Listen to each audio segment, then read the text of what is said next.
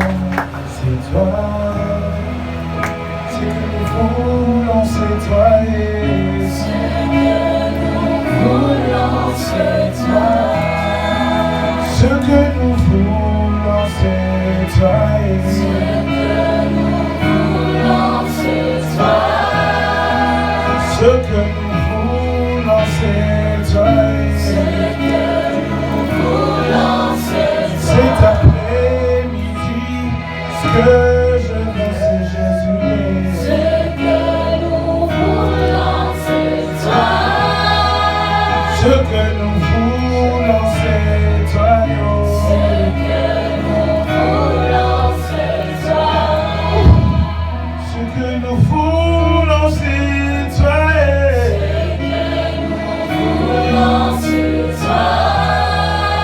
Ce que nous voulons, c'est toi.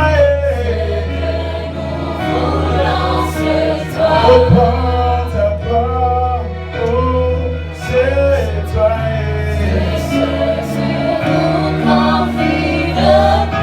Oh, reprends la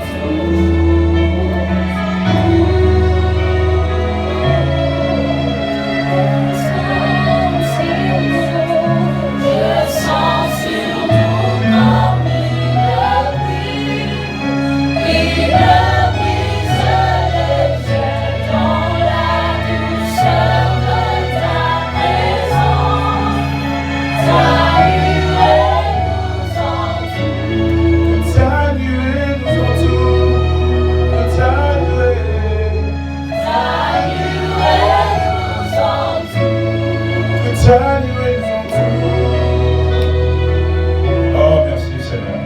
Merci pour ta présence, Seigneur. Merci pour la prise du vent de ton esprit en Seigneur. Merci pour le parfum de ta grâce que tu reprends dans cette atmosphère. Merci pour l'onction qui coule comme des eaux vives. Ma prière ici, Seigneur, c'est qu'elle coule encore et encore. Qu'elle jaillisse avec un plus grand débit, de manière à ce que nous sachions que tu es non seulement le roi ressuscité et incontesté de tous les esprits, mais que tu es aussi les maîtres et l'apôtre de notre foi. Laisse que ton nom soit glorifié et que ton peuple soit édifié cet après-midi. Que les saints me donnent un bon amen. Est-ce qu'on peut se rasseoir?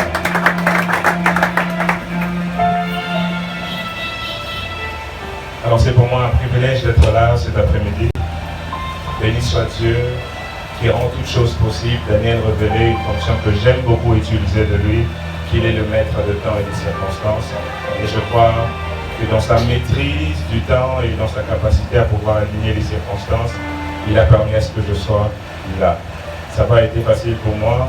Ceux qui m'ont entendu prêcher dans leurs églises, je leur ai fait un briefing du comment est-ce que je suis arrivé ici. Que Dieu soit béni. Amen. Je suis passé des cambriolages à perte de bagages, à complications. Vous connaissez tous comment ça se passe ici. Amen. Mais Dieu a permis à ce que je sois là. Et je bénis le Seigneur. Merci à l'homme de Dieu. Je cite le cordon Shekinah au Cameroun. Il a dit lui-même que ça fait plus de 10 ans qu'on se connaît. Et j'ai reçu son invitation avec grand honneur, avec grande joie, sachant que ce n'est pas parce qu'on est amis qu'il a permis à ce que je sois là, mais c'est surtout parce qu'il a entendu un ainsi dit Dieu. Et donc je dis déjà ça à l'Assemblée. Si je prêche mal, c'est sur son compte. Amen. Je ne me suis pas auto-invité, c'est lui qui m'a invité. Et merci à tous les hommes de Dieu qui sont là.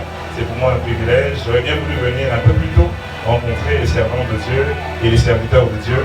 Mais je suis venu un tout petit peu en retard. Je demande pardon à l'Assemblée. Mais que Dieu bénisse tout le monde. Amen. Alors j'aimerais nous proposer quelques textes. Nous sommes dans 2 Rois 4. Quelqu'un a dit à Kinshasa, les prédicateurs, quand ils prêchent, ils donnent beaucoup de textes. Souffrez que je sois un peu différent dans mon style. Nous sommes dans 2 Rois 4.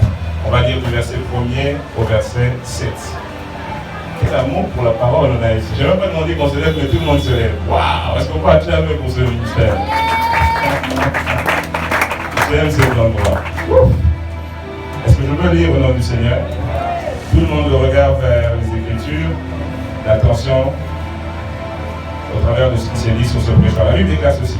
Une femme d'entre les femmes des fils des prophètes cria à Élisée en disant: ton serviteur, mon mari, est mort, et tu sais que ton serviteur craignait l'Éternel. Or, le créancier est venu pour prendre mes 2 enfants et en faire des esclaves. Quelqu'un dit: quelle tristesse. Élisée lui dit: que puis-je faire pour toi? Dis-moi, qu'as-tu dans ta maison? Elle répondit: ta servante n'a rien du tout à part un petit vase d'huile. Et il dit: va demander au dehors des vases vides chez tes voisins. Ne demande pas un petit nombre. Quand tu seras rentré, tu fermeras la porte sur toi et sur tes enfants. Tu verseras de tous ces vases et tu mettras de côté ceux qui seront pleins.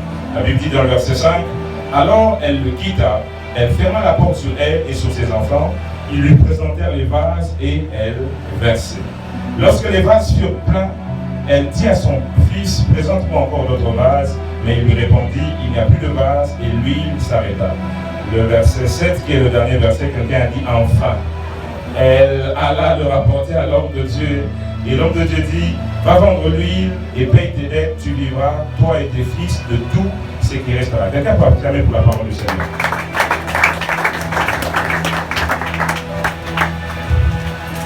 Nous sommes à Impact Day et la dénomination de cette activité a pour but de pouvoir relâcher une parole dynamique afin de pouvoir créer la vie de Dieu par rapport à ce que Dieu a pour tout un chacun dans la saison, par rapport à tout ce que Dieu a dit depuis l'éternité sur le plan prophétique, sur la vie des hommes et des femmes.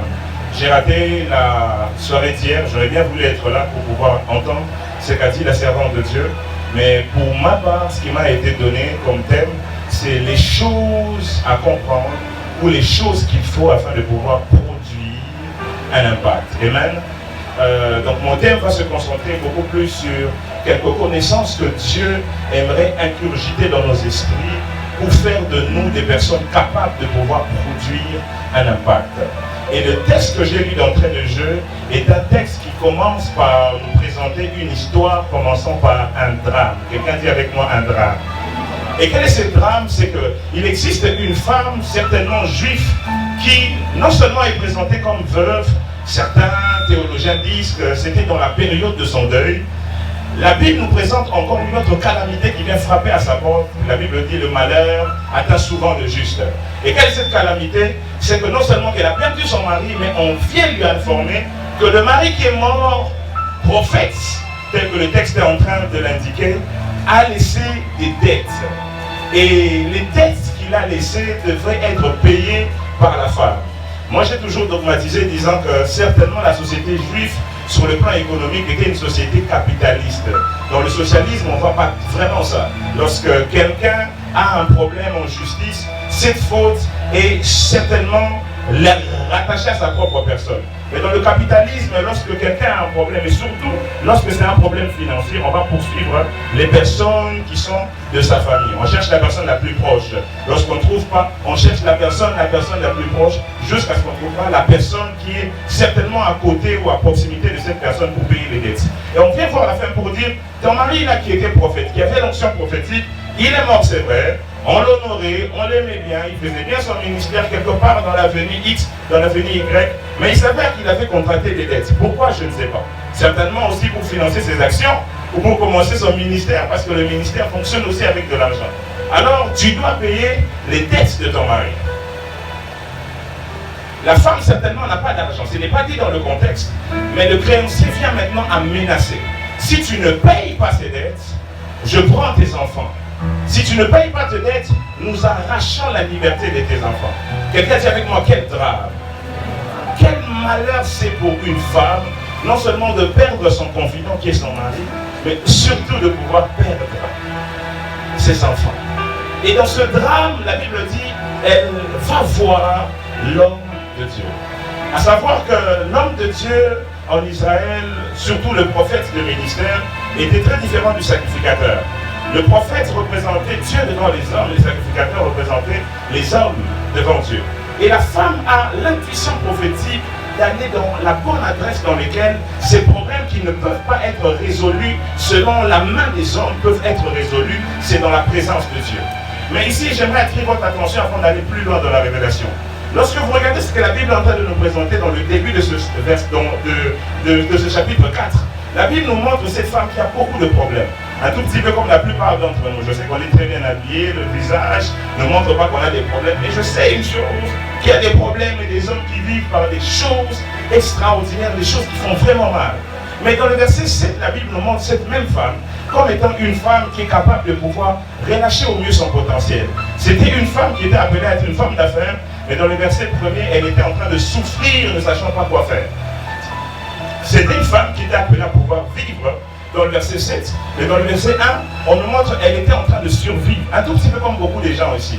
Dieu a une certaine image qui vit de toi lorsqu'il parle prophétiquement, mais il s'avère que l'instant présent donne le contraire de ce que dit l'instant prophétique. Amen. Alors c'est de la pensée de Dieu, c'est de la sagesse de Dieu de pouvoir relier le bout de ce que tu présentes dans l'instant présent pour pouvoir t'emmener à ce qu'il a déclaré sur toi prophétiquement. Et Dieu, par le biais de son prophète qui le représente dans cette histoire, va enseigner à cette femme quelques principes pour pouvoir devenir la femme à l'image prophétique que Dieu avait selon elle. Quelqu'un dit à son voisin, sa voisine, Dieu a un plan pour toi. Et Dieu veut te communiquer quelques connaissances pour que tu deviennes cette personne-là. Alors la femme qui va voir le prophète, lorsqu'elle arrive vers le prophète lui dit, dis-moi, qu'as-tu dans ta maison?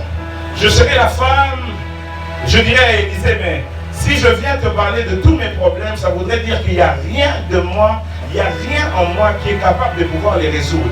La raison pour laquelle je viens vers toi, c'est parce que je suis convaincu d'une chose, que rien que moi je possède peut pouvoir pallier aux problèmes que moi j'ai. Mais le prophète pose quand même cette question qui est un tout petit peu provocateur. Moi je suis de ceux qui pensent que les onctions prophétiques sont des onctions à plusieurs provocations. Tu vois bien qu'il n'y a rien, mais tu le poses quand même, dis-moi, qu'as-tu dans ta maison? C'est que le prophète est en train de chercher à faire comprendre à la femme que lorsque tu viens tel que tu es dans la présence de Dieu, avec tous tes problèmes, et si tu veux que Dieu puisse t'emmener et refléter l'identité afin de devenir ce qu'il a selon l'image qu'il a de toi dans l'éternité, tu dois apprendre à découvrir le genre de choses que tu as. Très souvent, lorsque nous venons vers Dieu, chercher des solutions, nous ignorons que Dieu est capable de pouvoir nous ramener à nous-mêmes dans la pensée de faire de nous un porteur de solutions. Et Dieu est en train de dire à cette femme, qu'as-tu dans ta maison? Et regardez comment est-ce que la femme est en train de répondre. Un tout petit peu comme la plupart d'entre nous auraient pu répondre à Dieu. La femme est en train de dire, ta servante n'a rien du tout à part un petit vase d'huile. Plus tard, vous allez vous rendre compte que c'est ces vases d'huile-là qui étaient devenus entre les mains de Dieu l'élément locomoteur de l'identité prophétique qu'elle était appelée à pouvoir revêtir. Mais elle était en train de négliger ce que Dieu avait déposé déjà en elle dans une dimension minimale parce qu'elle ne savait pas voir avec le regard de Dieu quelque chose qui avait une dimension maximale. Je suis en train de dire à quelqu'un ici que la première étape, que la première des connaissances que Dieu aimerait que tu aies lorsque tu viens devant lui pour devenir ce que tu as appelé à devenir, c'est de pouvoir découvrir le genre de choses qu'il a déjà déposé à l'initial en toi. J'aime Dieu qui parle à Jérémie le prophète, qui lui dit, alors que tu étais une masse informe dans le ventre de ta mère, moi Dieu, je t'avais déjà connu, mais je ne t'ai pas laissé là. Je t'avais déjà établi prophète. C'est-à-dire, il y avait déjà une sémence que moi Dieu, j'avais déposée au-dedans de toi, que toi tu ne connaissais pas parce que c'était dans une saison prénatale avant que tu viennes sur la terre. Écoutez ceci, il existe une différence entre les dons que nous découvrons dans le parcours avec Dieu et les dons que nous venons à découvrir que Dieu avait déjà eu à déposer avant que nous soyons conscients de l'appel, de la grâce, du potentiel et du destin. Et très souvent, ce qui handicape le plus beaucoup de personnes à pouvoir manifester le potentiel caché de Dieu et la prospérité divine concernant leur destin, ce n'est pas le fait qu'ils ne connaissent pas le don que Dieu leur révèle dans leur parcours alors qu'ils ont la conscience de l'appel, mais c'est le fait qu'ils ignorent le genre de don que Dieu avait déjà déposé à l'initial avant qu'ils aient la conscience de l'appel et de leur destinée. Et le prophète challenge la femme. Ça sonne un tout petit peu provocateur, mais ça a une connotation prophétique, une portée importante. Il lui dit, qu'est-ce que tu as dans ta maison? La femme pourrait dire au prophète, je viens de ma maison, il n'y a rien qui peut me sauver. Il n'y a rien qui peut m'aider à pouvoir être capable de pouvoir bâlir et toucher à la solution à mon problème. Mais Dieu, par le prophète, nous dit quand même qu'il y a quelque chose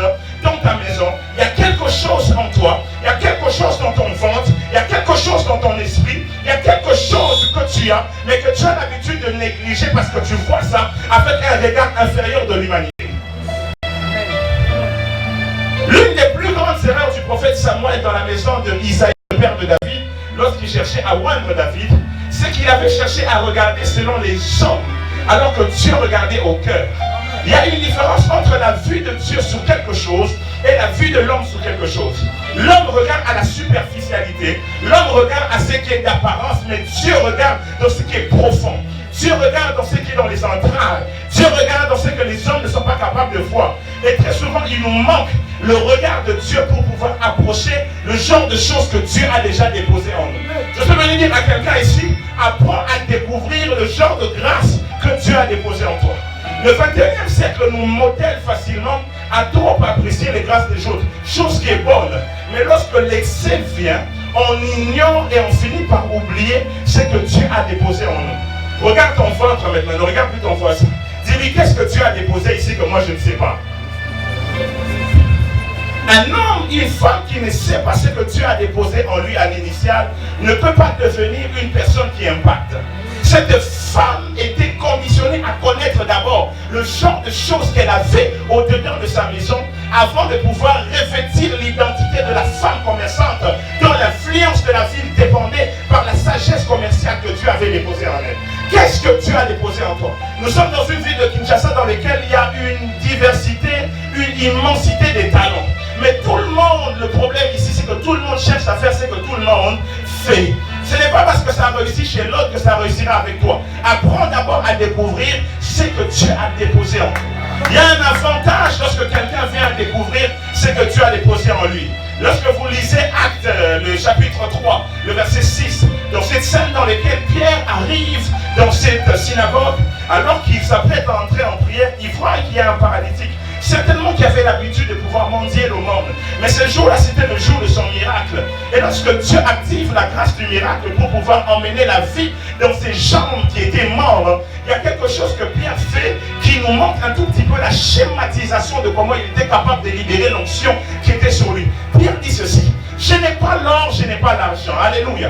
Il commence par citer le genre de choses qu'il n'a pas. Mais attention, ce n'est pas ce qu'il n'a pas qui emmène les miracles. Alléluia. Lorsqu'il dit ce que j'ai, je te le donne. Attention, il y a un miracle qui s'est passé. Aucun miracle ne peut se passer. Aucune vie surnaturelle, aucune vie de rapidité, aucune vitesse ne peut être accordée, à quelqu'un qui ne sait pas le genre de choses qu'il a. Aide-moi à dire à ton voisin, ta voisine, le principe du miracle reprend à la connaissance de ce que Dieu a déposé à l'initial.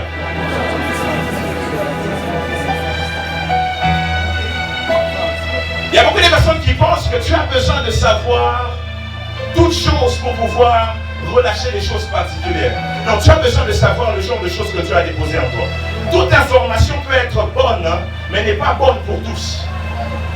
Tu n'as pas besoin de faire management. Tu n'as pas besoin de t'introduire dans le ministère. Tu n'as pas besoin d'aller être bonne quelque part. Aller être ouvrier, huissier quelque part pour pouvoir essayer toutes choses afin de pouvoir avoir un décor et une image de ce que Dieu attend de toi.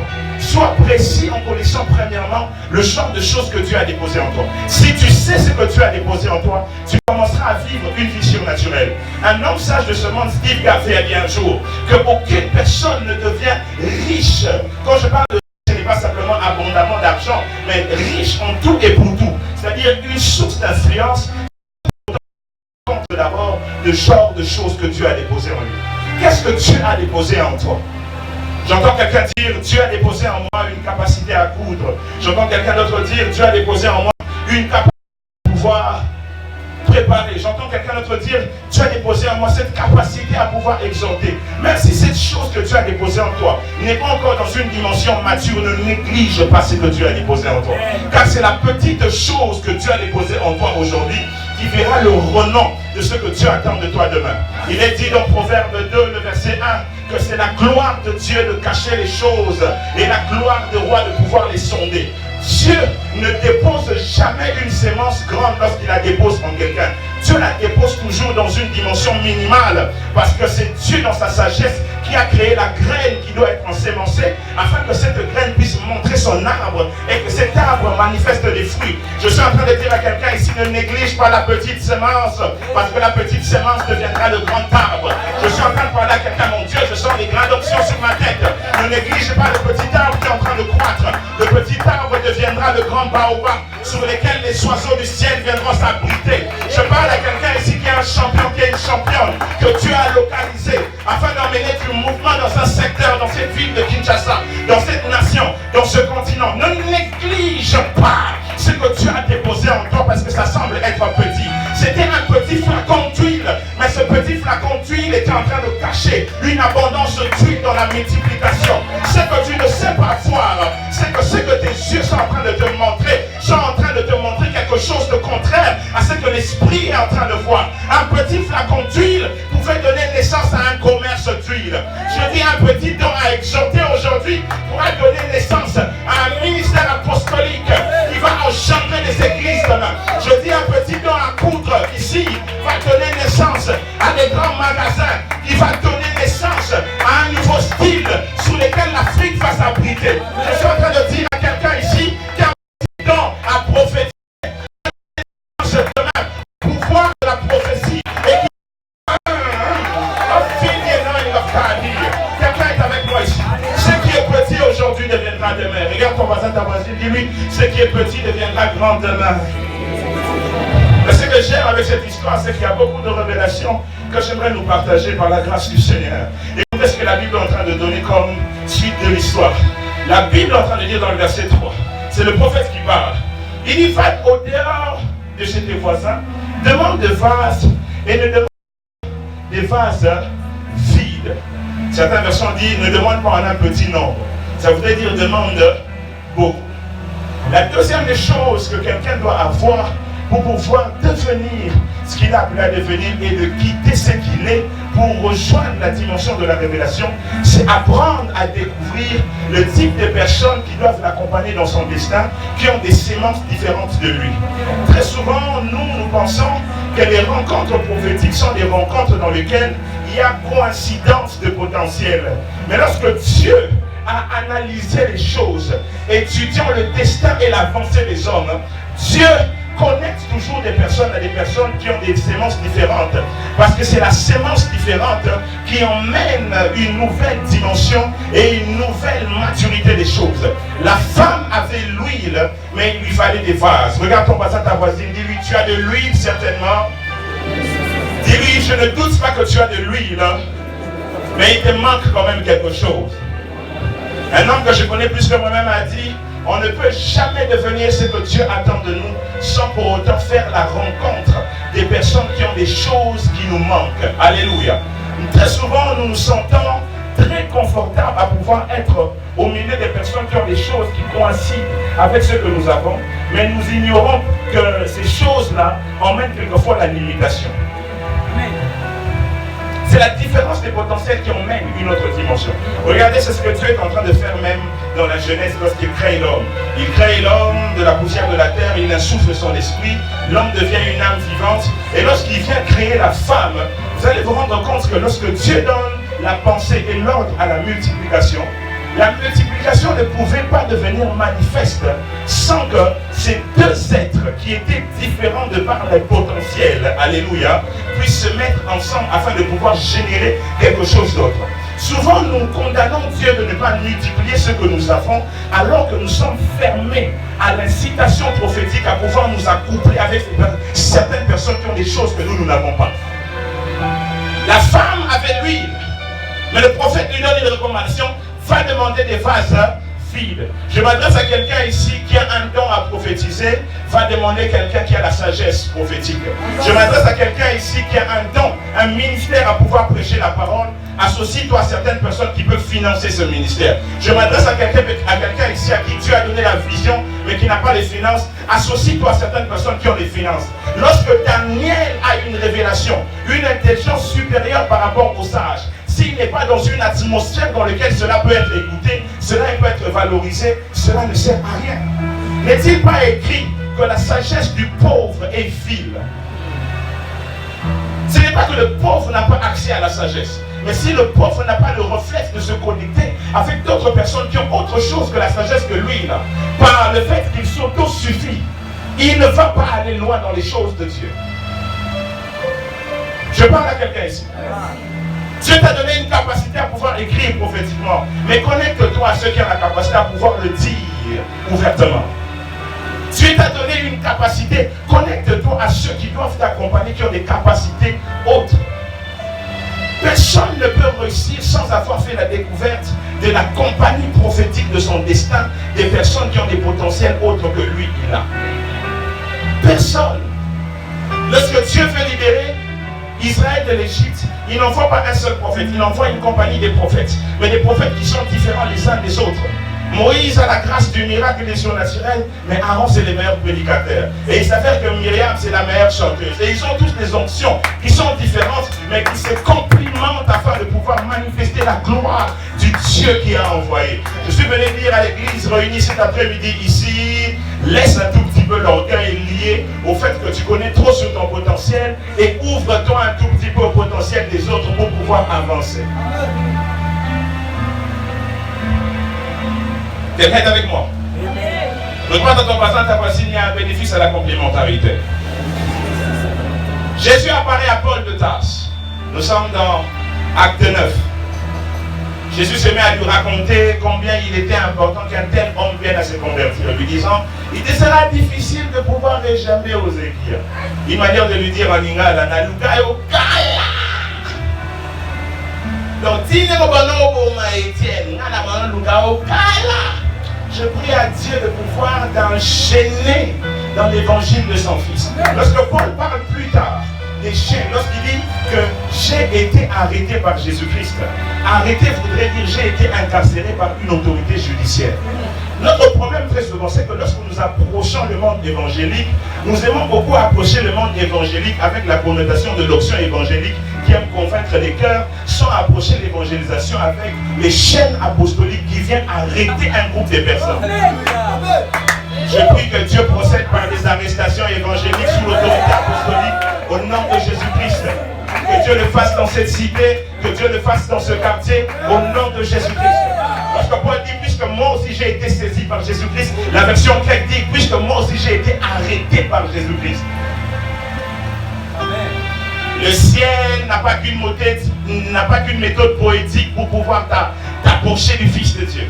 Le ciel a aussi une méthode agressive pour pouvoir te prendre et t'arrêter. Alors qu'il était fou, passionné par le meurtre et la menace, allant à Damas avec l'objectif de pouvoir saisir les chrétiens et les hommes de Dieu qui étaient en train de prier. Jésus apparaît comme étant une instance judiciaire pour le dire, ici tu ne passes pas. Mais ici j'ai trouvé une atmosphère qui me donne le droit de pouvoir t'arrêter, toi Paul. Et lorsque Jésus l'arrête, il lui parle de tout ce qu'il était en train de planifier faire afin de pouvoir le toucher à sa conversion. Mais Jésus ne s'arrête pas là. Il lui dit, entre dans la ville parce que quelqu'un doit te rencontrer. Regarde ton voisin, ta voisine, dis-lui, même si Jésus m'apparaît sur le plan surnaturel, j'ai toujours besoin de pouvoir être recommandé à quelqu'un de naturel.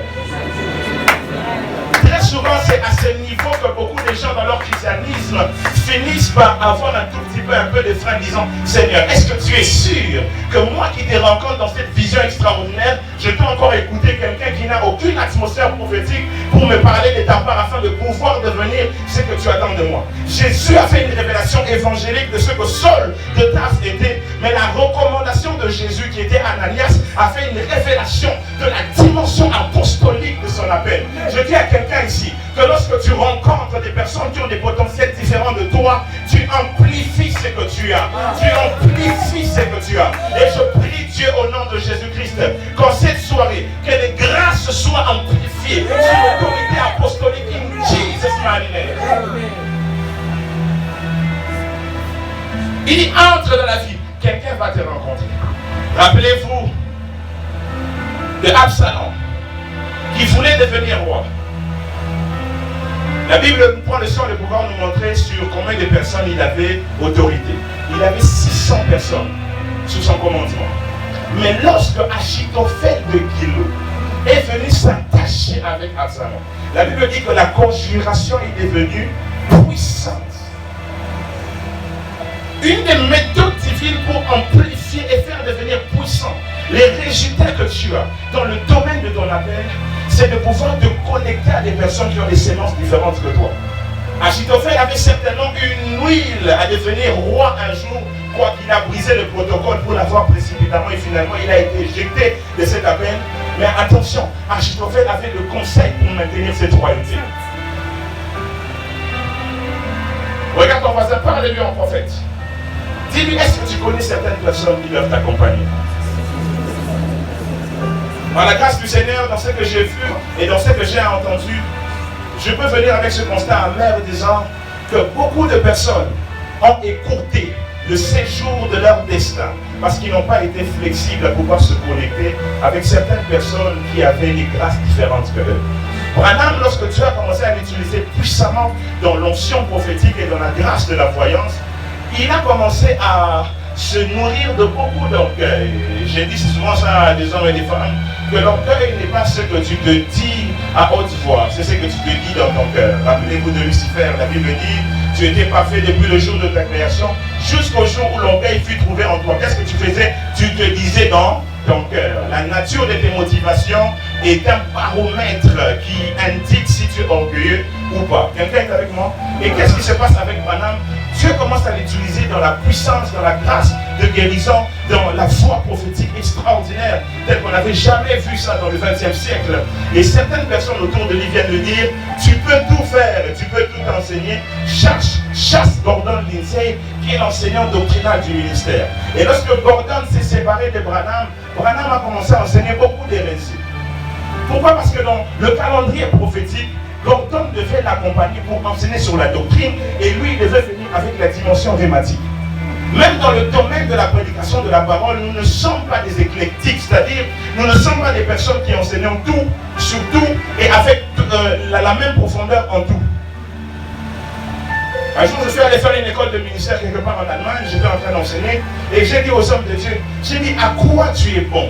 Dans quel message tu coules le plus? Arrêtez de pouvoir vous prendre pour des spécialistes en tout et pour tout. Dieu nous a créés spécialistes dans un domaine précis parce qu'il a donné certaines dimensions à d'autres personnes qui doivent nous amplifier. Dis à ton voisin, qui t'amplifie? Qui t'aiguise? Qui a quelque chose que toi tu n'as pas? J'ai souffert pendant longtemps avec les deux églises que j'ai commencées qui n'avaient jamais marché. Pourquoi? Parce que je cherchais à tout faire. Je voulais prophétiser, je voulais enseigner et quand je voulais enseigner, je voulais tout enseigner. La doctrine, la révélation, l'apocalyptique, la jeunesse, la typologie. Je voulais tout enseigner et ça ne marchait pas. Jusqu'à ce qu'un jour, je fasse un rêve et dans le rêve, il y avait une connexion prophétique. Quelqu'un m'avait été recommandé. Si tu ne rencontres pas quelqu'un dans ton songe, si tu n'as pas la révélation de quelqu'un qui te complète, il te sera difficile de devenir quelqu'un d'impact. L'impact de cette femme dépendait de sa capacité à aller chercher chez ses voisins des choses qu'elle n'avait pas. J'imagine souvent si elle n'avait pas de bonnes relations avec ses voisins. Donc j'annonce à quelqu'un ici qui, au nom du christianisme, a rompu les ponts avec tout le monde. Fais très attention. Tu risques de pouvoir rompre les ponts avec certaines personnes qui doivent t'aider et amplifier ce que tu as. Je parle à quelqu'un. Un jour, j'étais en train de faire une consultation à une dame. Un homme de Dieu était là d'une expertise extraordinaire. Et j'étais en train de regarder comment il était en train de procéder. La femme vient lui dire, ça fait autant d'années que j'ai commencé mon business, mais mon business n'évolue pas. Ça ne va pas dans une autre dimension. Nous sommes dans le statu quo et c'est la stagnation. Elle s'attendait à ce que l'homme de Dieu lui dise, c'est certainement un esprit de stagnation. Vous savez, nous autres qui sommes originaires d'Afrique, nous avons tendance à pouvoir qualifier tout démon par rapport à leurs œuvres. Amen. Le nom du démon n'est pas ce qu'il fait. Il n'existe aucun démon qui s'appelle mensonge. Il n'existe aucun démon qui s'appelle célibat. Amen. Mais ce sont des fonctions qui peuvent être rattachées à leur office. Et l'homme de Dieu, différemment de ce à quoi moi je m'attendais et de ce à quoi la sœur s'attendait, l'homme de Dieu lui dit, ton problème, c'est que tu n'es pas ouvert à certaines personnes qui doivent t'aider. Saint-Barth, la prophétie s'est arrêtée. Et moi je me lamentais dans mon cœur, mais attends. Il fallait ça là-bas, simplement apprécier, il fallait qu'ils disent, je suis dans un avenue quelque part, dans une cité, comme on est habitué à faire. Mais ce jour-là, Dieu n'a pas voulu être précis. Amen. Regarde ton voisin qui est prophétique, dis-lui, chaque jour Dieu n'est pas précis. Dieu parle comme il veut. Amen. Dieu parle comme il veut. Je m'en ai quelque part, on sait que la montagne est en et s'il lit, par commande. Nelson. Je vois d'abord S, G, ça arrive. Amen. Si ce n'est pas venu aussi, gloire au Seigneur. Et ce jour-là, Dieu n'était pas précis. Mais Dieu lui dit ça. Du reste, la prophétie n'est pas rattachée par rapport à ce à quoi nous on s'attend. La prophétie est rattachée par rapport à ce que Dieu est en train de dire de clair et de précis. Et Dieu lui dit, tu n'es pas ouvert. Et plus tard, lorsqu'elle va dormir, elle se rend compte que dans son restaurant, elle avait écrit Jésus est Seigneur, mais elle faisait ça dans un environnement dans lequel il y avait beaucoup de musulmans. Et Dieu l'a dit, va effacer ce que tu as écrit là-bas. Lorsqu'elle a effacé, tous les musulmans du quartier venaient manger chez elle. Et ça a été un pont pour évangéliser ces hommes et ces femmes. Son problème c'est quoi? C'est que Dieu lui avait donné un commerce rempli d'options pour attirer des personnes afin de les convertir. Mais par manque de sagesse et par religiosité, elle était en train de repousser les personnes qui étaient censées l'aider parce que ces personnes venaient avec une apparence qui n'était pas compatible à ses prédispositions. Faites très attention à pouvoir rejeter certaines personnes qui n'ont pas l'apparence évangélique de vos prédispositions prophétiques. Amen. Jésus a dit à Jérusalem, vous manquez le temps de votre visitation. Non pas qu'il ne priait pas pour la visitation, mais parce que l'homme de la visitation est arrivé comme étant un homme de provenance des faubourgs de Nazareth, alors que eux s'attendaient à ce qu'il vienne certainement de l'université rabbinique de Jérusalem. Ils ont jugé le porteur de la visitation par son apparence, parce que le porteur de la visitation ne ressemblait pas à ce type de personnes auxquelles eux s'attendaient. Ils s'attendaient à ce que Jésus vienne avec un certain style de synagogue. Et Jésus c'était un prophète des bas quartiers, un prophète des ghettos. Nazareth c'était le ghetto. Ils s'attendaient à ce que Jésus aille à la machin et gloire. Parce que Jésus a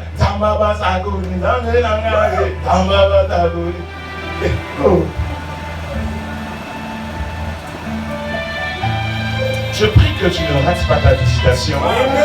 Que Dieu te donne la capacité à pouvoir reconnaître ceux qui te complimentent et qui n'ont pas l'apparence de tes prédispositions. Il y a des gens ici, ta prière a déjà été exaucée. Mais tu n'ajustes pas la bonne image prophétique dans ta tête des personnes qui doivent emmener loin ce que tu as. Il y a certaines connexions qui t'attendent simplement à victoire. Il y a certaines connexions qui t'attendent quelque part en ville. Dieu l'a donné à un Libanais de la place. Dieu l'a donné à un Français quelque part ici. Dieu l'a donné à quelqu'un qui est à Massina. Et tu dois simplement te connecter. Je parle à des hommes d'onction. Un jour, j'étais en train de rechercher une certaine onction, l'onction à pouvoir l'idée. La Bible dit que l'homme sage dirige les hommes. Alléluia. C'est une onction de pouvoir parler prophétiquement, mais il est aussi d'une autre onction de pouvoir lider des hommes. Alléluia. Pour que les bâtons de commandement te soient donnés, tu dois avoir la chose pour le commandement. Ça n'a rien à voir avec la capacité de pouvoir bien articuler, bien épeler, bien dire les choses. Vous avez remarqué que les gens, souvent qui parlent bien, ne sont pas suivis. Pourquoi? Parce que quelque part, ils ont l'autosuffisance liée à leur diction. Alléluia. Ils n'ont pas le réflexe d'aller chercher la capacité qui fait en sorte à ce que les hommes suivent. Et j'ai commencé à suivre le Bishop Dag. Je mettais les cassettes chaque jour en train de prier à 3h du matin. Chune mando cheche, wetama makate bobo si, hello tapaya zuchene, meka kochila mayondo, plakatama, meraso, iparadako, babaisha.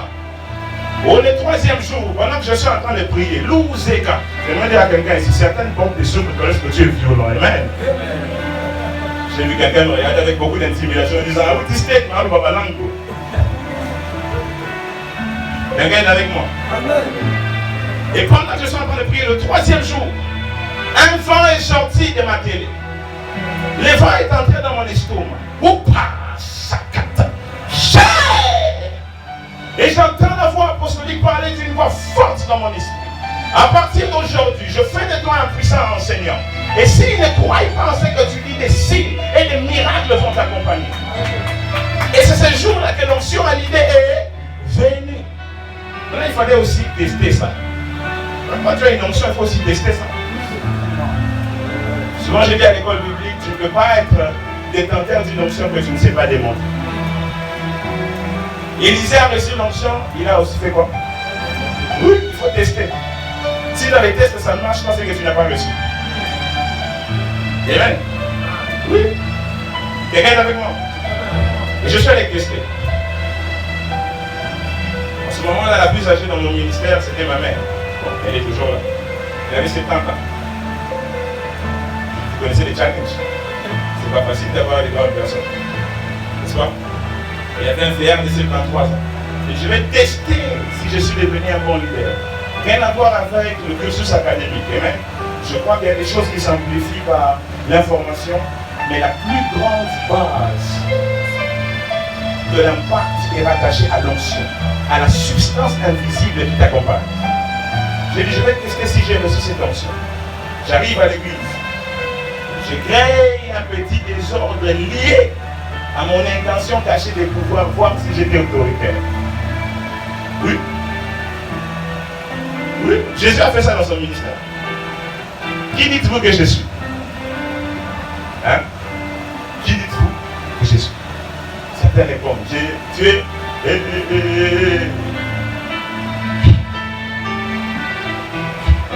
Quelqu'un est avec moi. Et j'arrive là. Il faut faire ça.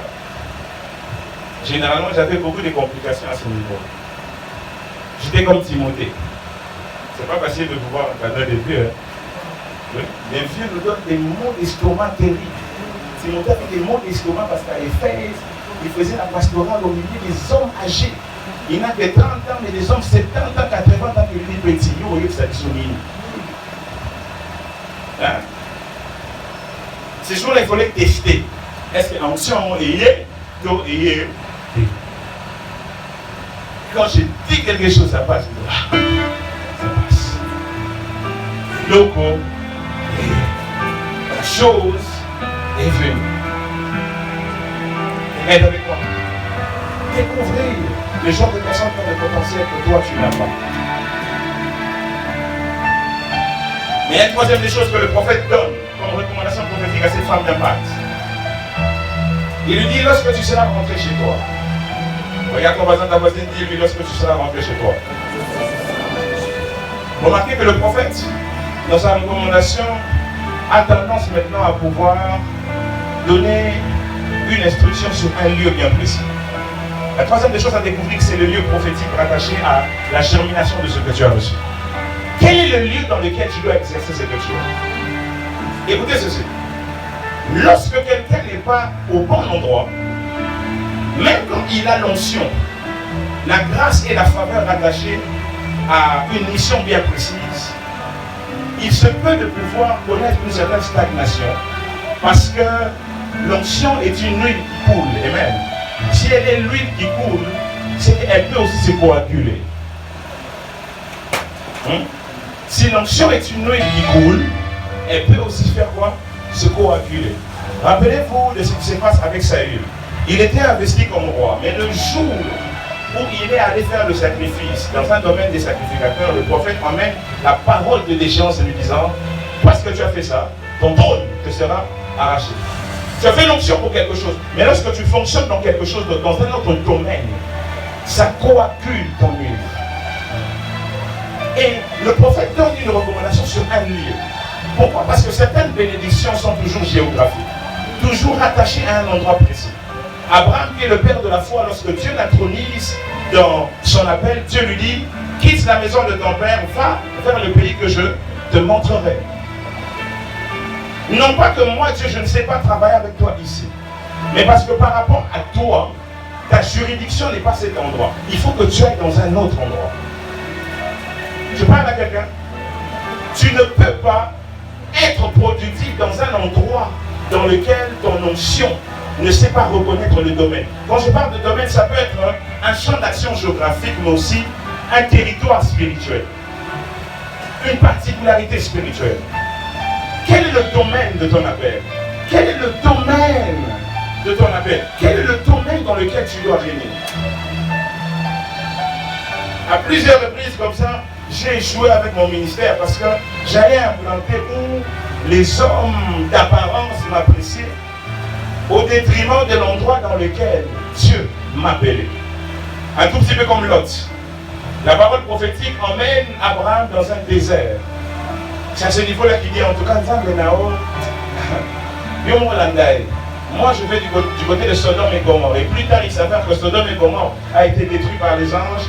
Et le lieu désertique dans lequel Abraham était allé devenu une nation florissante. Dieu peut t'emmener dans un endroit désertique, mais c'est là qu'il te veut. Au détriment d'un endroit qui fascine ton regard. Quel est l'endroit dans lequel Dieu t'appelle? Kinshasa est grand. Kinshasa a plusieurs communes. Je ne sais pas s'il y a toujours 24 communes. Il y a toujours 24. Parce que par les trucs, il y a maintenant 32, 40 provinces, 50. Quelqu'un est avec moi. Kinshasa est grand. Quel est ton champ d'action? Quel est le territoire dans lequel tu dois exercer ce que Dieu t'a donné? Quel est le territoire dans lequel tu dois travailler? Une femme un jour est venue me voir me disant, homme de Dieu, je suis en train de prier pour que Dieu puisse me connecter à l'ordre de ma vie. Ce sont les prières les plus répétées dans l'église. Ceux qui ont l'habitude de recevoir des hommes et des femmes en consultation savent que c'est les sujets de prière les plus en vogue, et même dans les bureaux pastoraux. Je dis, moi j'ai prié, j'étais vu aller dans telle église. Elle m'a dit, c'est tout. J'ai dit, c'est tout. Elle dit, homme de Dieu, je répète. Peut-être que tu n'as pas compris ce que j'ai voulu te dire. J'ai dit que je cherchais un homme, pas un endroit. J'ai dit, moi Dieu m'a dit de te conduire dans un endroit. Ne parlons pas de ton nom. Et quand elle est partie vers cet endroit, il s'avère que lorsqu'elle s'assoit au premier culte dans cet endroit, il y a un frère qui est à côté qui lui dit, ça va? Tu vas bien? T'habites où? Je te dépose. Et tout au long du parcours dans la voiture, il s'avère que la conversation est devenue prophétique. Ils sont allés dans les profondeurs. Aujourd'hui, ils sont mariés.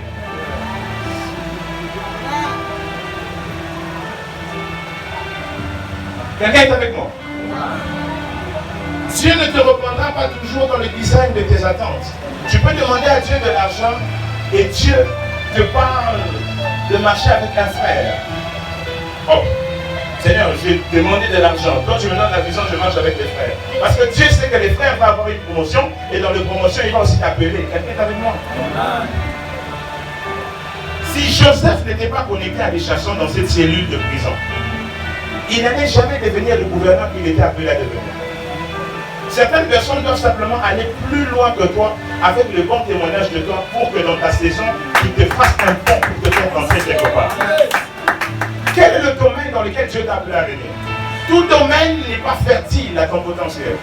Dieu dit à Élie, va au torrent des Guérites. Pourquoi? Parce que j'ai ordonné au corbeau de te nourrir où? Là.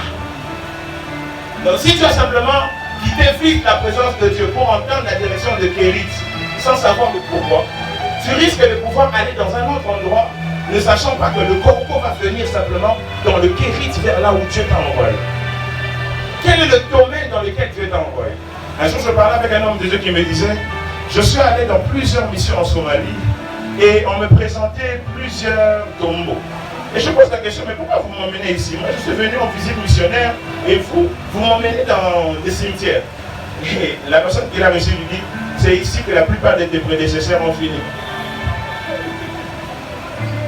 Et là, il peur. Il dit, donc moi aussi je veux mourir dans cette mission. Et lorsqu'il va prier, Dieu lui dit, la plupart de ces hommes de nous sont morts avec l'onction. Parce que je ne les ai jamais envoyés. Ils sont venus parce qu'ils étaient incités à venir par des raisons que eux seuls se maîtrisaient. Mais toi, je t'ai envoyé.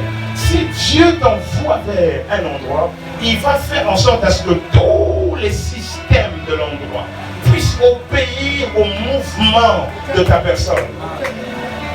Même si les gens sont absents de l'endroit dans lequel Dieu te veut, Dieu est capable de pouvoir secouer même un monde étranger comme le monde animal pour emmener ta provision. Dieu lui dit, c'est là que je te nourrirai. Et lorsque le torrent de Guérite est venu à être sec, Dieu lui dit, va maintenant vers Sarepta. J'ai ordonné à une veuve de pouvoir te nourrir. Très souvent, lorsque Dieu commence à bouger avec nous des lieux prophétiques, on a tendance à pouvoir vivre de la nostalgie du lieu prophétique du passé.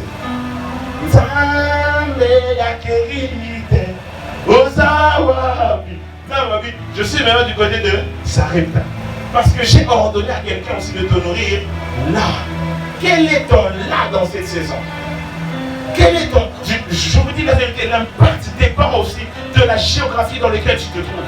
La géographie est conditionnée aussi par Dieu qui parle. Dieu ne te parle pas que de ton destin, il te parle aussi du lieu dans lequel ton destin peut fleurir. Car s'il est vrai que la parole est une sémence qui doit être fécondée à une terre fertile, toute terre n'est pas fertile à la sémence que tu as reçue. Il y a des gens, vous avez des sémences venant de Dieu qui ne produisent pas des arbres et des fruits parce que vous n'êtes pas au bon endroit. Au début de mon ministère, j'avais un problème de confusion d'appels. J'ai commencé mon ministère comme évangéliste et prophète alors que j'étais appelé apôtre et prophète. Je parlerai un jour ici de la dualité ministérielle. L'homme de Dieu m'a dit de venir faire une école de ministère. Nous sommes en train de nous arranger pour parler de ça. Amen. Mais j'avais un problème dans la localisation de la grâce et de l'office ministériel. Et pendant longtemps, faisant beaucoup de sacrifices et très peu de résultats. Pourquoi? Parce qu'à cette époque-là, c'était en vogue les évangélistes. On était beaucoup influencés par le monde américain. Benny Hinn, Billy Graham, Charles Finney, tous ces hommes-là qui ont porté des grâces évangéliques. Et on s'est dit, on veut aussi devenir comme eux. Très souvent, notre passion à pouvoir exercer dans un ministère peut quelquefois nous poser beaucoup de problèmes d'identification ministérielle. Le fou de Gadara a été spectateur d'une grâce apostolique. Jésus les délivre, il est avec sa clique d'apôtres. Et le fou de Gadara, tellement fasciné par ça, il dit, moi aussi je veux aussi m'embarquer dans cette barque. Jésus lui dit, non, ta destinée, tu laisses ça derrière ton dos. Toi, c'est le territoire des 10 villes. J'ai souvent l'habitude de poser la question à plusieurs personnes. Est-ce que c'est que tu aimes t'aimes? Est-ce que c'est que tu aimes t'aimes? Est-ce que la barque du ministère dans lequel tu veux entrer te réclame? La Bible dit que la profondeur, elle rappelle quoi? La profondeur. Est-ce que le territoire des choses que tu aimes t'aime? Il y a des gens qui se sont maquillés eux-mêmes dans une destinée d'entrepreneur alors que Dieu les appelle à pouvoir être des architectes. D'autres, Dieu les appelle à être des architectes, ils veulent être des prophètes. Et certains qui sont prophètes veulent être des médecins. Certains qui sont être médecins veulent être des agriculteurs. À quoi Dieu t'a appelé?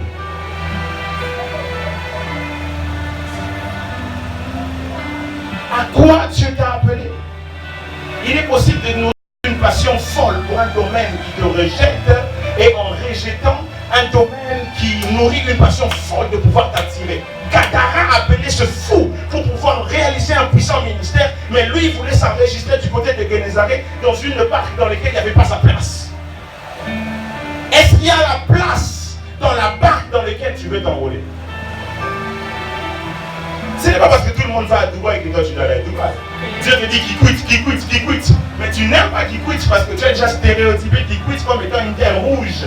Et tu te fais une image de Dubaï comme étant une terre pavée d'or. Et tu vas à Dubaï, tu n'as pas les contrats d'affaires. Et celui qui va à Kikwit a le contrat d'affaires que toi tu as raté parce que tu n'as pas été flexible à cause des murailles des pensées. Même dans la pensée, il y a des murailles, vous savez. Paul dit, nous renversons les forteresses, tout ça, des pensées. Nous ramenons captif la pensée à l'obéissance de Christ.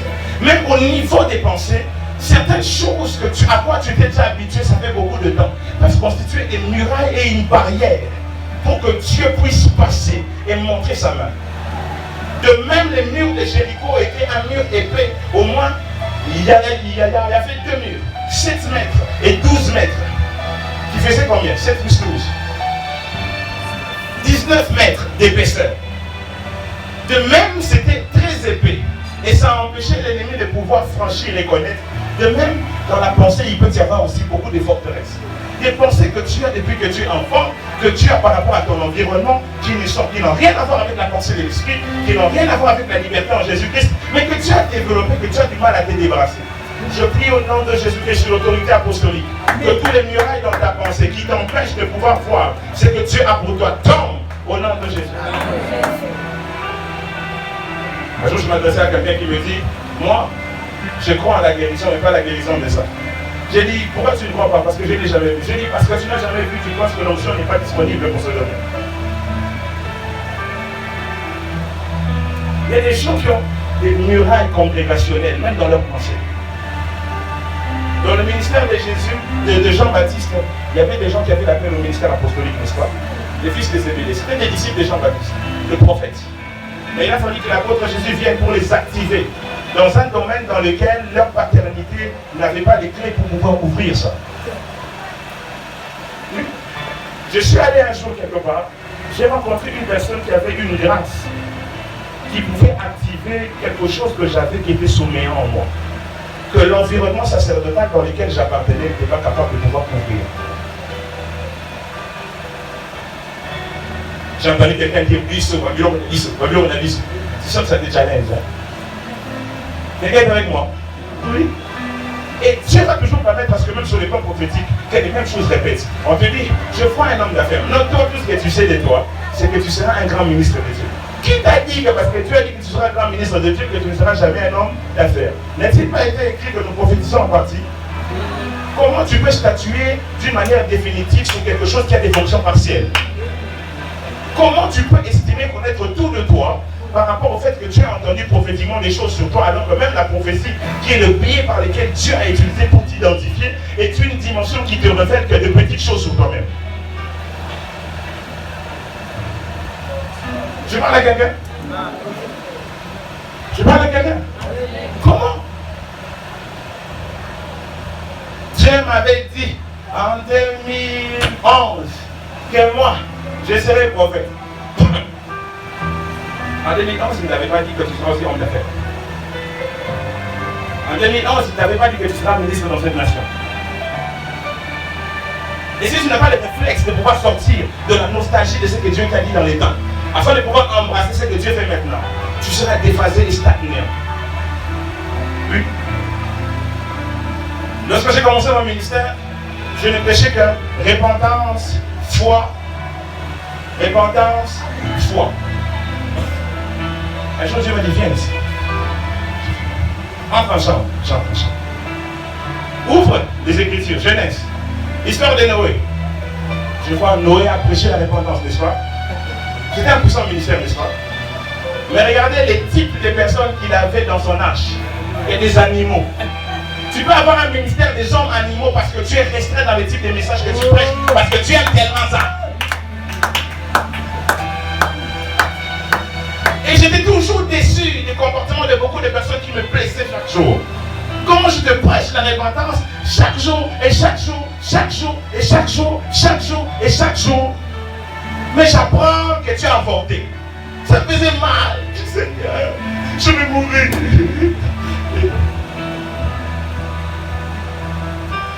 Dieu m'a dit, une des raisons pour laquelle je t'ai donné la Bible, c'est pour que tu prêches tout ça. Non, toi tu es sélectif. Tu prêches que la repentance. Dans les jours où le peuple a besoin d'une parole de foi, toi tu es tellement amoureux de ton message de repentance. Le jour où les gens ont besoin d'une parole de sanctification, tu es tellement amoureux de ta prospérité matérielle, tellement amoureux de la dimension X, Y chose. J'aimerais dire à quelqu'un ici, l'agneau doit être consommé en entièreté. Quelqu'un est avec moi? Découvre le lieu. Il y a un lieu qui répond pour toi. Il y a un lieu qui répond pour toi. Dieu m'a demandé de venir et d'être un canal de distribution de la grâce du placement. Parce que plusieurs personnes ici, Dieu va vous placer là où vous êtes. Et une notion qui répond à ce que toi tu as va venir sur toi. Amen. Il y a des choses auxquelles Dieu attend de toi pour 2020 dans cette saison qui vont être en effectivité à partir de ce soir. Parce que Dieu est en train de mettre sur toi la grâce du placement. Je parle à quelqu'un ici. Je parle à quelqu'un. Je parle à quelqu'un.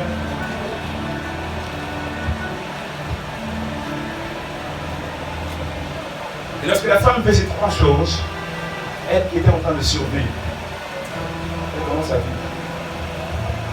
Elle qui était en train de pleurer et de quémander, elle commence à devenir une source par laquelle plusieurs personnes peuvent recevoir la joie. Je dis, Dieu a un plan parfait pour toi. Dieu a un plan parfait pour toi. Je dis, Dieu a un plan parfait pour toi. Dieu a un plan parfait, au-delà même de ce que tu sais. Parfait pour toi. Dans cette ville, dans ce quartier, dans ce pays, dans ce continent et dans le monde entier. Dieu a un plan parfait pour toi. Je sens une forte tension venir. Et je sens qu'on a shifté dans une autre atmosphère. Merci Seigneur de le faire au nom de Jésus. Au nom de Jésus. Je vois la carte du map-monde et Dieu me parle d'une onction qui vient sur des personnes qui doivent saisir le monde et dans lequel Dieu va les emmener sur une dimension internationale. Je vois ça sur la savante, est-ce qu'elle peut se lever?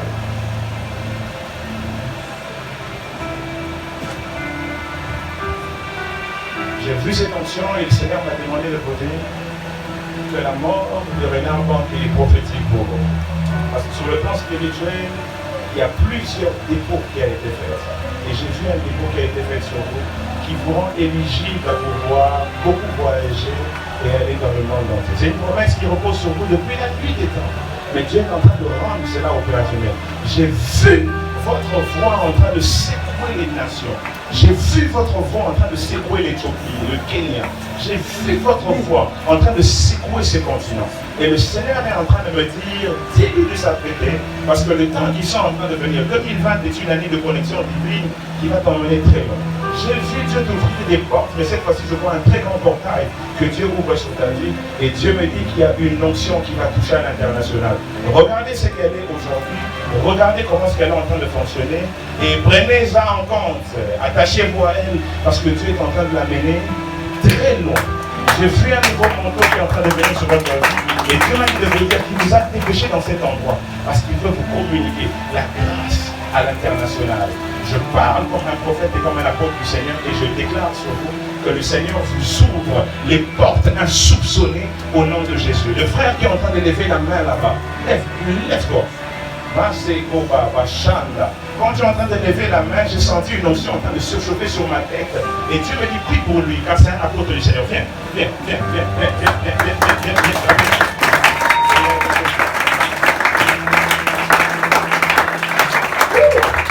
Lève les mains. Quelqu'un derrière lui, lève les mains. Au nom de Jésus-Christ.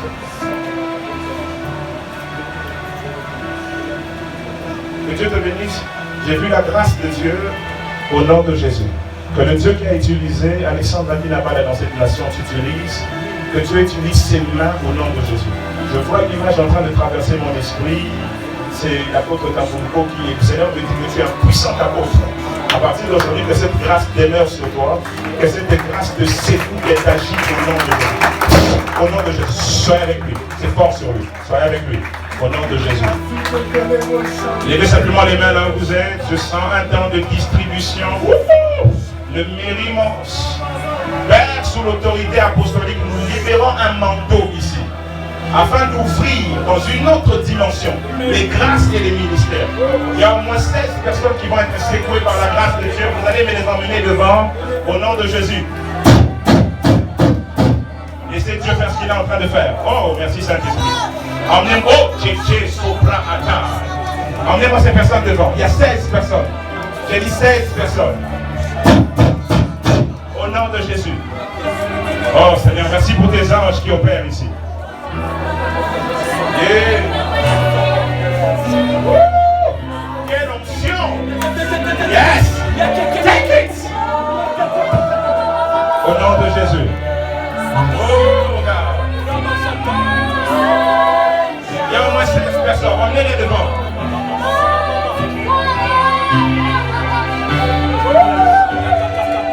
Vous entrez dans votre territoire. Vous entrez dans votre territoire. Au nom de Jésus. Reçois cela. Au nom de Jésus.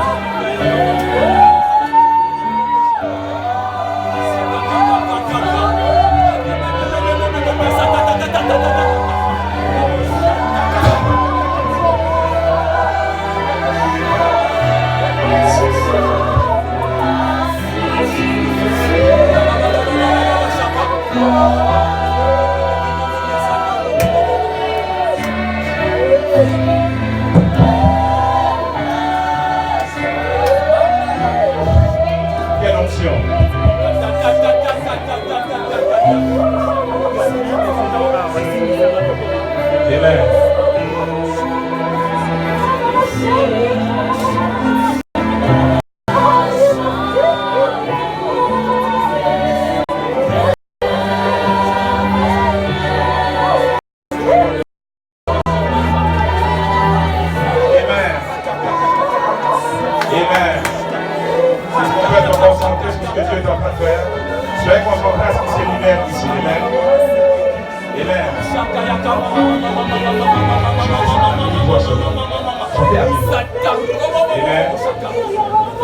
J'ai dit, il y avait 16 personnes.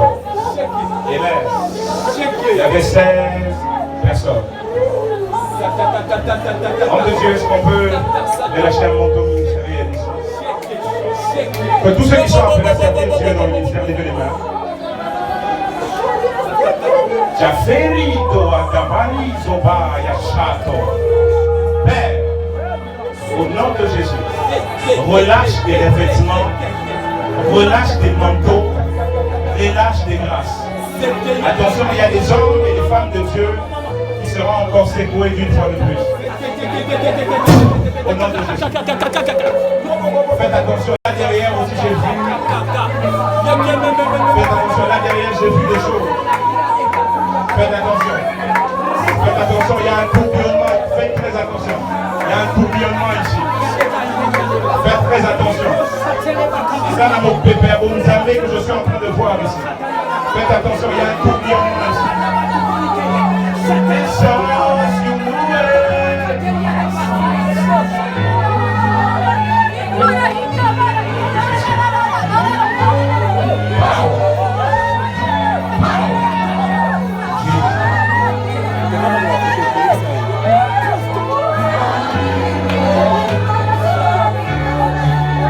Est-ce qu'on peut les chanter ensemble? À haute voix encore. Je sens Dieu. Oh, il y a une forte gloire. C'est un Dieu. Je sens Dieu. Augmente le volume.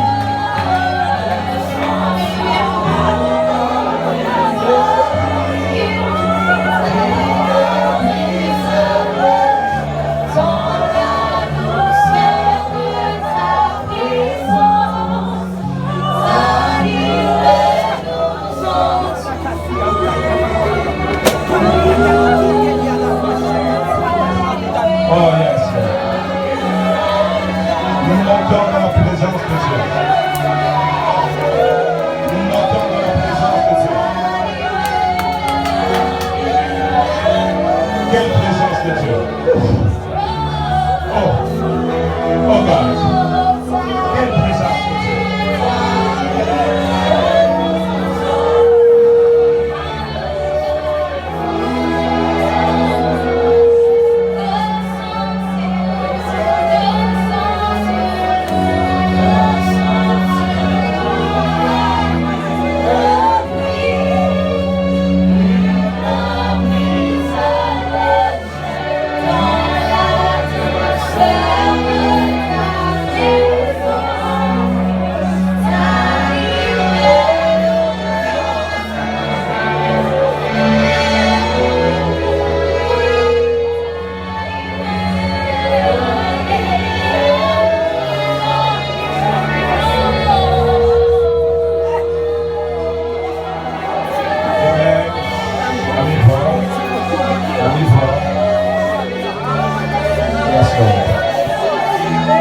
Je ne sais pas poser les mains à tout le monde.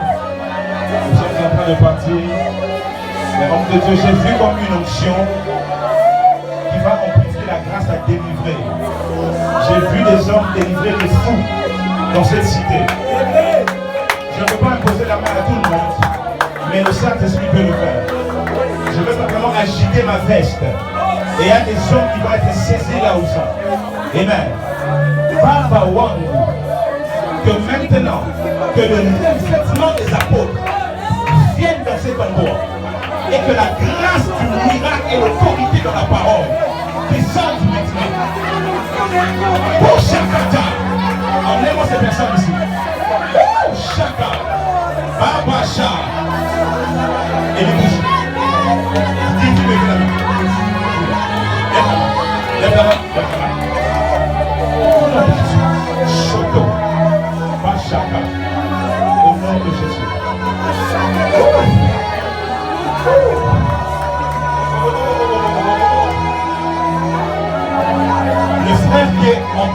les mains. Viens. Ta nuée nous entoure. Descends sur nous. Viens là. Au nom de quelle onction?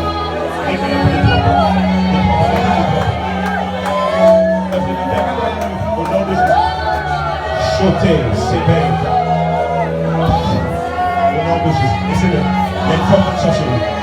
Il y a une forte onction sur lui. Au nom de Jésus. Au nom de Jésus. Au nom de Jésus. Amis, il faut maintenant que personne ne chante juste simplement l'instrument. Dieu m'a parlé de 16 personnes. Regardez ce que Dieu est en train de faire. Je vois un tourbillonnement ici. Et j'ai vu un ange entrer rapidement. Il y a un vent extraordinaire de Dieu. Quelle atmosphère. Oh Dieu, merci de la grâce que tu nous fais. Regardez ce que Dieu fait. Oh, soyez connectés à ce qu'il y a ici.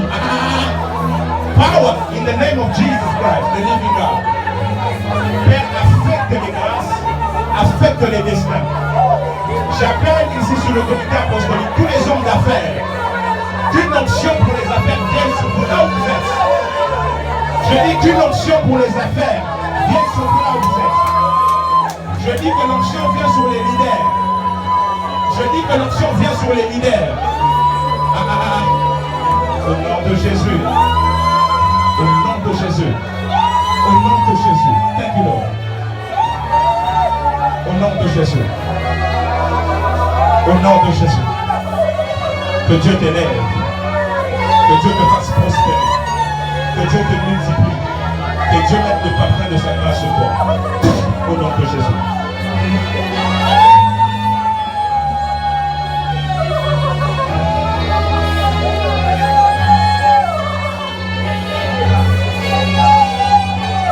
Amen. J'entends un nom querelle. Qui s'appelle querelle ici? Querelle, viens. Viens querelle. Viens querelle. Lève les mains. Il y a deux querelles. Ok. Viens. Moi je vois querelle, je vois un M. C'est qui? C'est toi? Tu vois ton nom? Ok? Ok.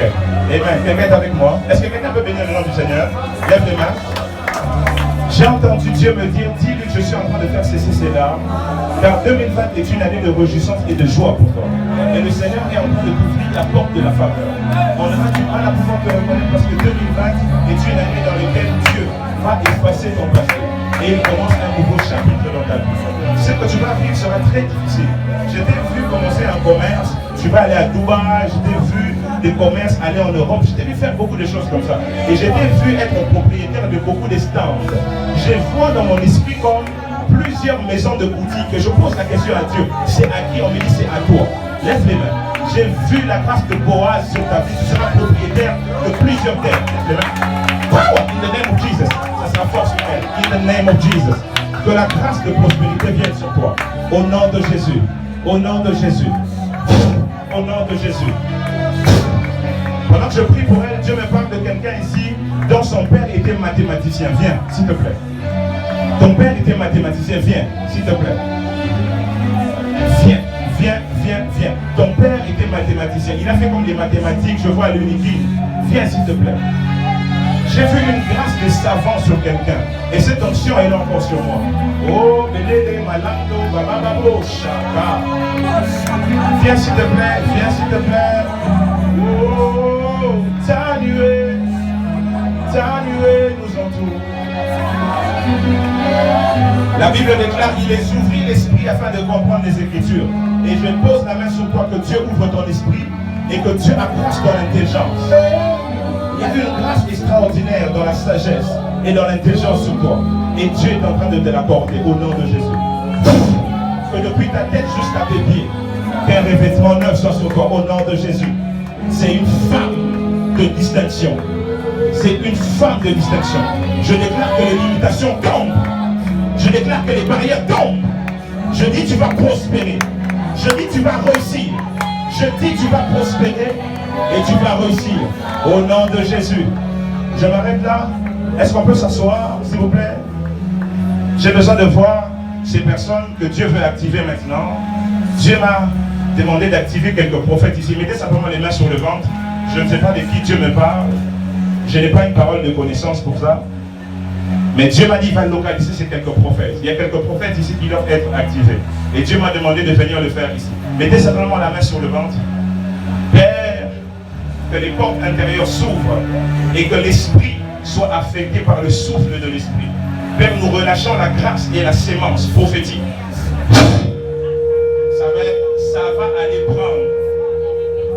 Ça va aller prendre quelques prophètes et quelques prophétesses ici. Au nom de Jésus. Certaines personnes ne sont même pas des prophétesses, mais leur don va venir à une autre dimension de maturité. Wow, wow, wow, wow. J'ai vu des gens prophétiser sur les rois et sur les reines ici. J'ai vu des gens prophétiser sur les rois et sur les reines. Que la gloire de Dieu qui accompagne les prophètes se répande dans cette atmosphère. Au nom de Jésus. Soyez avec ses frères. Aïe, aïe, aïe, aïe, aïe, aïe. In Jesus' name. Soyez avec ses frères. Soyez avec ses frères.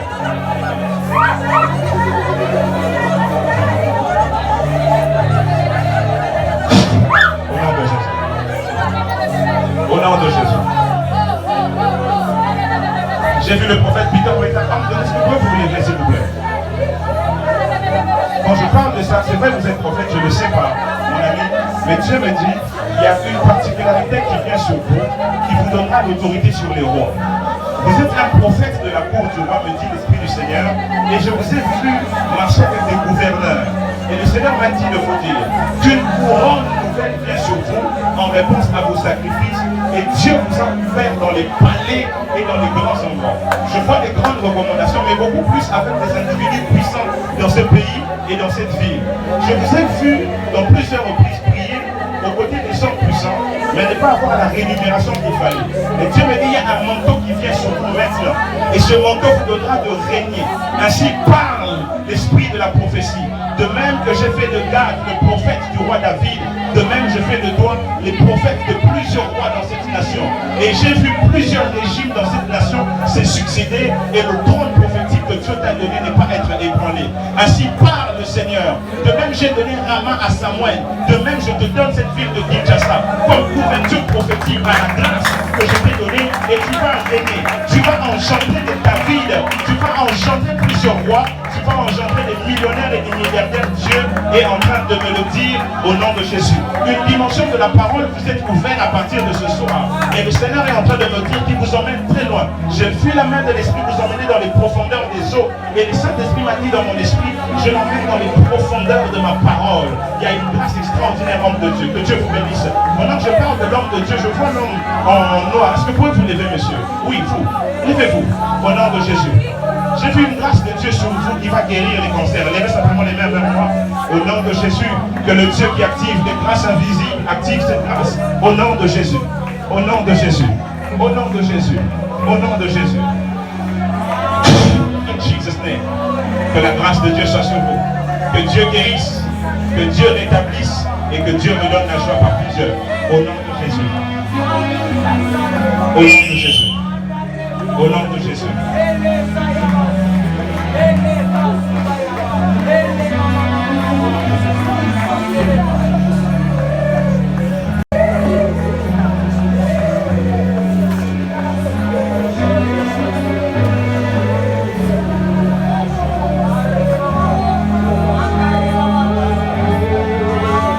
Est-ce qu'on peut être debout? Soit en train, ceux qui sont à genoux, laissez-les comme ça, soit en train de